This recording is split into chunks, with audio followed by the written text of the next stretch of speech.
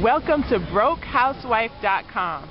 I'm here with Ty Carter, a former TV show producer who has, for the past 24 years, dedicated himself to helping children see the intrinsic value of their lives so they can move forward to a brighter future. It's a pleasure to have you here, Ty. Would you start out with telling us a little bit about yourself? Sure. First of all, thank you, and it's an honor to be here with you. A little bit about myself. I've been married just over 20 years. I have two wonderful boys, aged 13 and 7. They are the joy of my life, along with my wife. I am currently working as a wealth management planner, and I do insurance and real estate. And I wake up every day trying to see how I can make a positive impact on not just my family, but the world. Great. Thank you, Ty. Ty, I'm very interested in your TV show. What was it and how did you get started? Well, the name of the TV show was Pump It Up. It ran from 1988 to 1992. It was the first nationally syndicated hip-hop television show. And the way I got started was I was a video producer, did lots of music videos, and when Fox was first becoming a network, they were looking for someone who had access to all of these hip-hop guys, and they wanted to do kind of a on-the-street, behind-the-scenes look at these guys' lives, and I was lucky enough to get chosen to be the producer. Wow. Ty, that sounds very exciting, and it seems like I remember hearing about that show. I'm dating myself a little bit, but please tell me a little bit about some of the performers that you got to interact with, and just a bit about the audience and the life that it portrayed.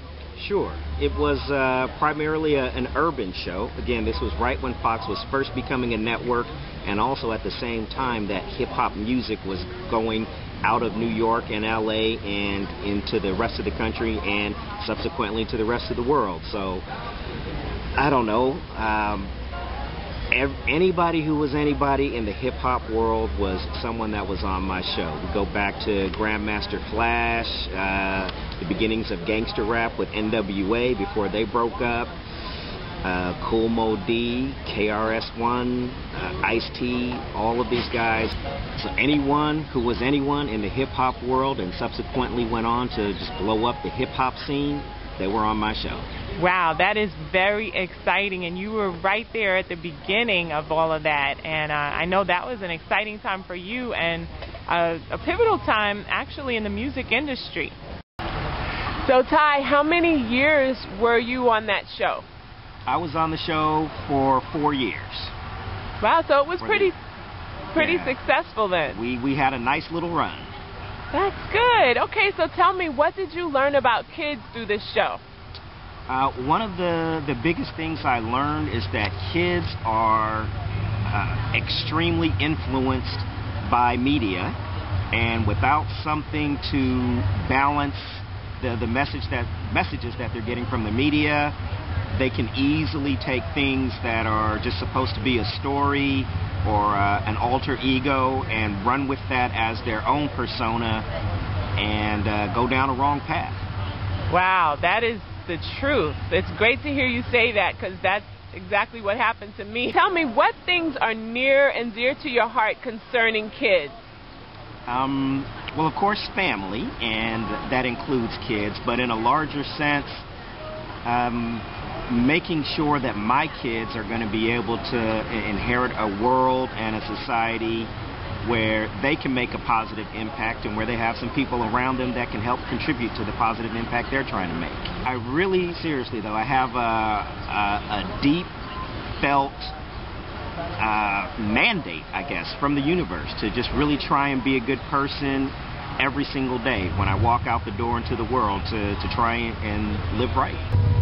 Ty, what made you devote yourself to this pursuit, to this higher calling involving children's lives? I would say the epiphanal moment was when I was doing my TV show. I took one of the hip-hop bands into a youth detention facility just to give them some entertainment and get their minds off of the situation that they were in.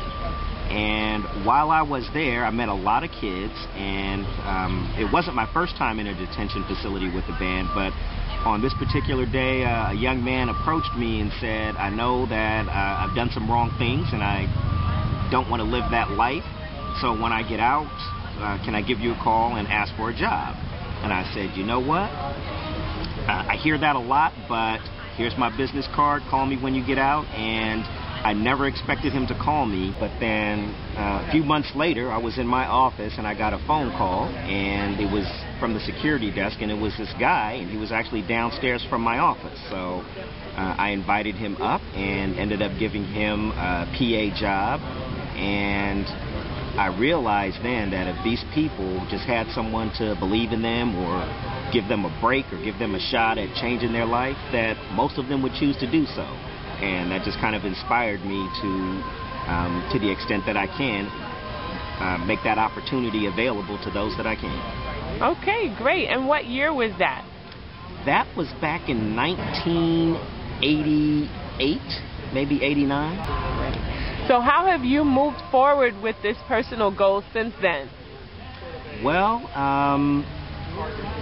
I really, again, just try to, on a daily basis, see if I can impact someone's life, especially now that I'm a parent. I mean, I have the opportunity at least 10 times a day with each one of my kids to have what they call now a teaching opportunity. And it's not just with my kids, but, you know, just as I'm out in society, just to look for the opportunities and seize them. I would say the things that I do that give me the opportunity to make the biggest impact is the volunteer work that I do, not anything that I do for a living.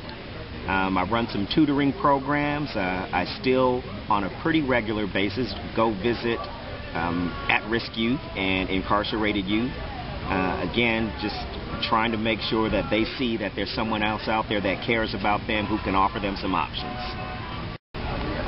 Great. So tell me, in your experience now, it's been 24 years, what have you seen that has made the greatest, or what types of things do you see that make the greatest negative impact on children?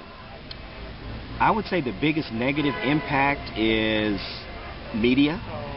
There are lots of images out there that are portrayed as cool, but it's only cool on the screen. You know, if someone does these kinds of things in real life, they end up dead or in jail.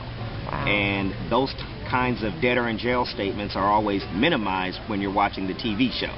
That is so profound, coming from a former producer. That is amazing. But it's so great to hear that, because as parents, we see that continually just with even the commercials. We have to screen the commercials for our kids. I mean, it wasn't that bad 20 years ago. It really wasn't. Man, it's just getting worse and worse by the minute. So tell me, what do you see makes the most positive impact on kids today? I think the most positive impact comes from adults stopping what they're doing or what they're occupied with at the moment and taking time to explain and or listen to the kids. And what I mean by that is, for example, you have a commercial on TV or a show that depicts violence. You got to put it on pause and first let them know it's just a TV show and explain to them what happens in real life if you go down that path. Wow, that is awesome. Thank you. That's really useful to me, because you're not saying exactly shield them from everything, but at least explain to them what they're seeing, because there are those moments that you can't shield them from every little thing, but yet they will affect them if you don't take time and explain them. Absolutely. To them. And the shielding thing, at least in my philosophy, that doesn't work, because they're going to have kids who are 2 or 3 years older than them on the playground teaching them things that are not correct. So I would rather have them hear it from me than to get misinformation on the playground. Thank you so much. Okay, Ty, this comes down to the last major important question, and thank you so much for all the input you've given so far. Tell me, Ty, how do you teach a child to see the intrinsic value of their lives? Well, that's a simple and difficult thing at the same time, but I usually start with trying to get them to identify people that they see as great. And if we want to go to the root of things, I use people like Martin Luther King or Malcolm X, Jesus Christ for that matter.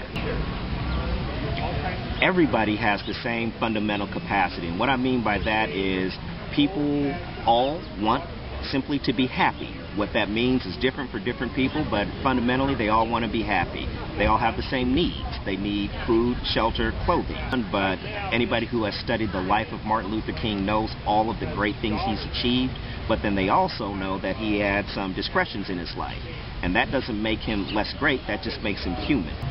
So I try to point out to the kids that while they may have had more digressions in their life up to that point, they do still have the capacity within themselves to achieve greatness, and they need to remember that on a moment-to-moment basis and make the right choice, which kids who have that life, usually the right choice is the harder one, but you can create the habit of good choices if you face your choices one at a time and keep making the right choice, and then you kind of transform yourself from the inside out.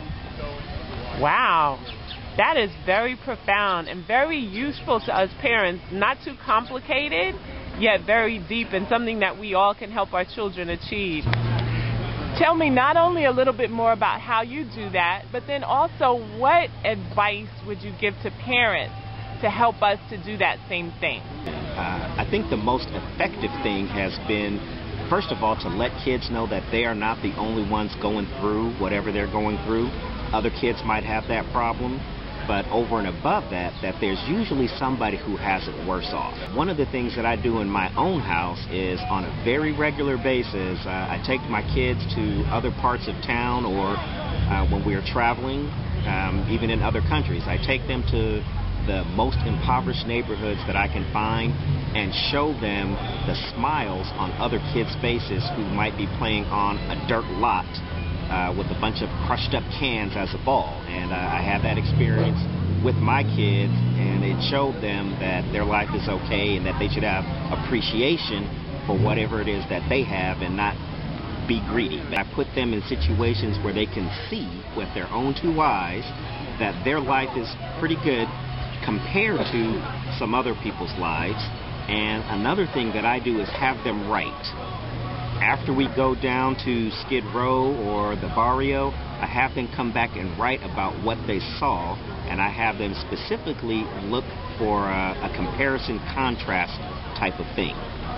Wow, writing. That is so excellent because that reinforces what they learn. So it's not just a conversation when you're walking to the car, but it's something that sticks it back in their brain, and then they can take a look at it later and remember it.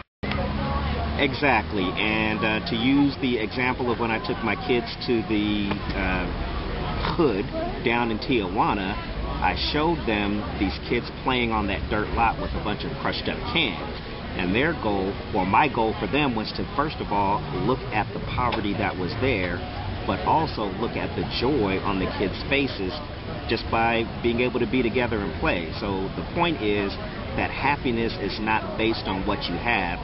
Happiness is a feeling, but you have to put them in the situations where they can actually see and experience it in order for it to really sink in. Wow, that is so profound. That is a great idea, and anybody can implement that idea. That's wonderful, and it's so appropriate to this holiday coming up of Thanksgiving. Is there anything else that you'd like to say about that? Just in closing, bottom line, please recognize that there are things in your life that you have to be thankful for. Recognize those things, and then also use that as a source of energy to try and put a smile on somebody else's face every day. Wow, Ty, thank you so much. That's a wonderful message, not only for us as adults, but something that we as parents can instill in our children. And it's so appropriate to this holiday. I'm so glad that we got this opportunity, that I got this opportunity to speak to you. And I wish you and all of our Broke Housewife viewers a happy and wonderful Thanksgiving. Thanks for having me.